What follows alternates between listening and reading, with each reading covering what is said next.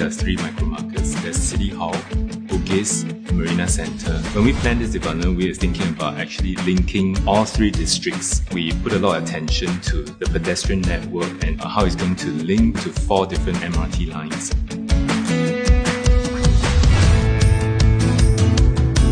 We are going to attract thousands of talented people to come into Guoco Midtown.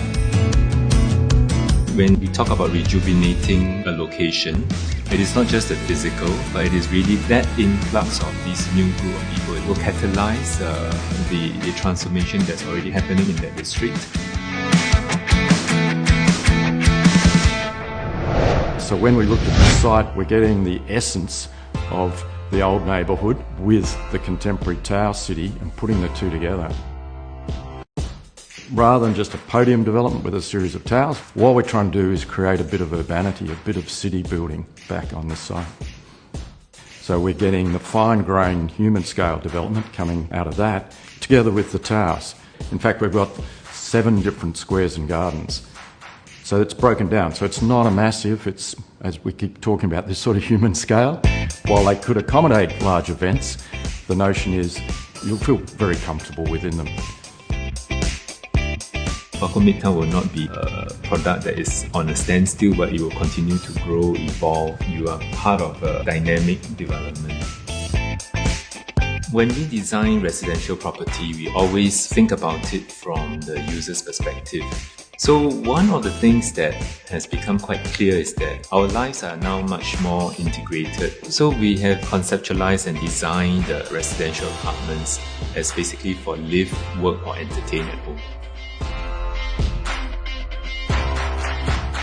If you look at the layout plan, it's actually a rectilinear space. It's not a space that appears to be disjointed. I think this clarity in terms of the layout had really happened in Midtown Bay. So you can function in the daytime as an office space. You could do a bed concept like a Murphy bed that flips down. That in the daytime is actually a work area. In the night, it could be a sleeping area. And this allowed a play of activities, of functions that strangely, as I say, can work within such a small area as a home that allowed a growth of activities to happen.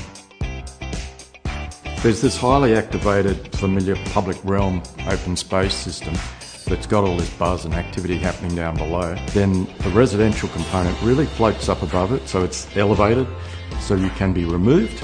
It's taking advantage of the great views that exist. The tower's located in a way to look past and not be overlooked by the adjoining towers. We twisted the tower, orientated it to maximise the outlook. That seemed critical to us. So once you're in your own unit, you're in your own private space, but if you want to get out, it's all happening down below you in the gardens and squares in the Midtown that we've created.